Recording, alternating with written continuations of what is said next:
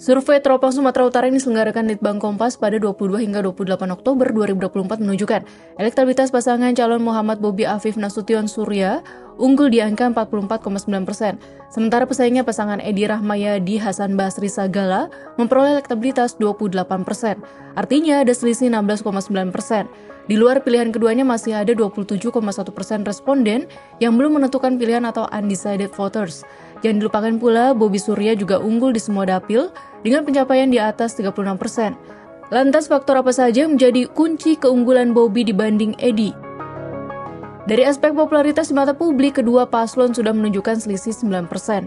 Bobi Nasution mendapat popularitas sebesar 79,2%, sedangkan popularitas Edi Rahmayadi di angka 70,5%. Dari sisi keunggulan paslon Bobi Surya dianggap lebih mewakili identitas sosial masyarakat Sumut dibandingkan Edi Hasan.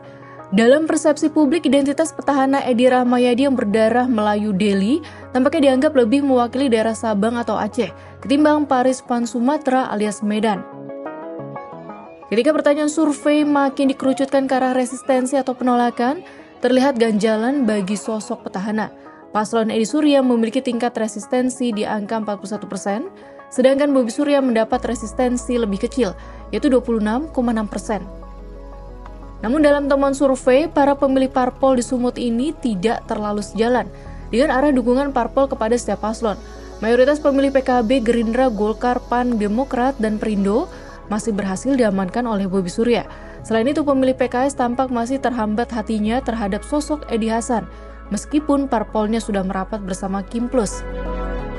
Tampaknya Bobi Surya masih perlu meyakinkan kelompok pemilih Nasdem, P3, serta Demokrat yang terlihat kurang optimal memberikan dukungan elektoral. Di kubu Edi Hasan, para pemilih PDIP justru terlihat tidak solid mengarahkan dukungan.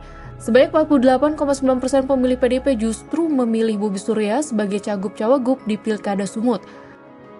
Terbelahnya dukungan pemilih PDIP tidak lain karena faktor Joko Widodo yang diwakilkan pada sosok Bobi Nasution menantunya.